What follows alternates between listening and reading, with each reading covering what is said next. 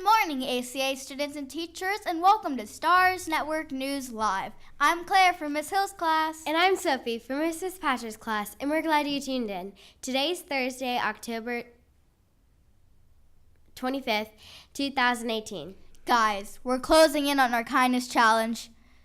We have until October 30th to complete our challenge of 5,000 acts of kindness. I wonder if we're going to make it. I feel like we need another check-in with our audience. Agreed. Teachers, please send your class's number of kind acts to Miss Summers today so we can have a tally on our broadcast tomorrow. Perfect. You know, Sophie, I've still been thinking about the neat connection between St. John Paul and St. Padre Pio. That John Paul was ordained a priest on All Saints' Day, November 1st, the same day next week that we will be receiving the relics of St. Padre Pio at our parish to venerate. But, you know, Claire, the story gets even better.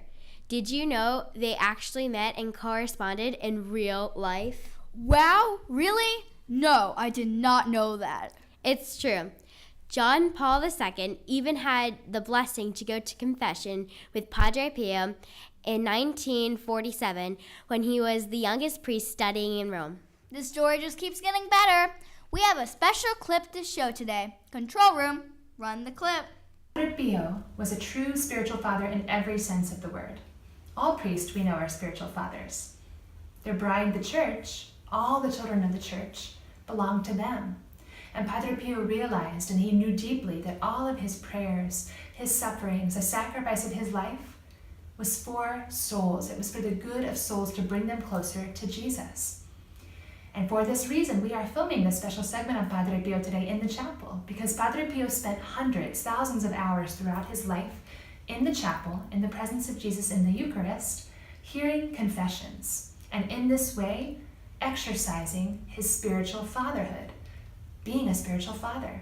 It is estimated that Padre Pio spent up to 16 hours a day, at its height, hearing confessions. And why so many hours, you might think?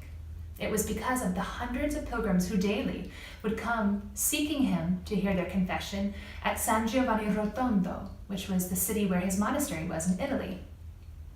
Padre Pio had the gift of what is called spiritual discernment. And this gift manifested itself in a very special way in his life, for he was able to read hearts and souls. For example, Padre Pio was able to tell when somebody was being deceitful in a confession, or if somebody had forgotten a serious sin, perhaps because they had not prepared well enough with a good examination of conscience beforehand. In such cases, he was able to tell the person exactly what they did and when, and also any relevant circumstances or details. Why do we tell these stories? Why do we focus on this today? Perhaps because this can be the first grace that we can start to ask Padre Pio for as we prepare to receive his relic next week. Padre Pio, help me to love confession the way that you did. Help me to seek confession the way those souls did when they would come to seek confession, Jesus' mercy through you. We know that it is Jesus himself who hears our confessions. And as he told St. Faustina, that simply the priest is a screen for him. He is waiting for us in the sacrament of reconciliation. Though we may never meet a priest in our lifetime who has the gift like Padre Pio to read souls, that shouldn't stop us from seeking confession just as much as those people did back when Padre Pio was alive. Let us ask him for that grace, for ourselves to love confession more, to desire to go to confession more. But also, when we're in front of his relic next week, perhaps you can keep in your heart the intention of someone you know and love who hasn't been to confession in a long time, or maybe who's afraid to go, that through his intercession, they would receive the grace to encounter the beautiful freedom that Jesus brings in the sacrament of reconciliation. For he's waiting for us to turn our darkness into light, our weakness into strength, what's not so beautiful into what is beautiful. Padre Pio, pray for us and help us to love the sacrament of reconciliation the way that you did.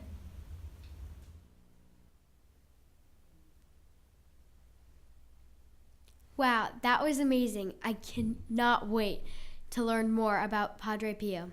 Well, stay tuned because we have a lot more to learn before November 1st. Let's head over to Jason now to hear about the weather. Thanks, Claire. We are experiencing quite the rainy morning today, and we are expecting more rain at dismissal.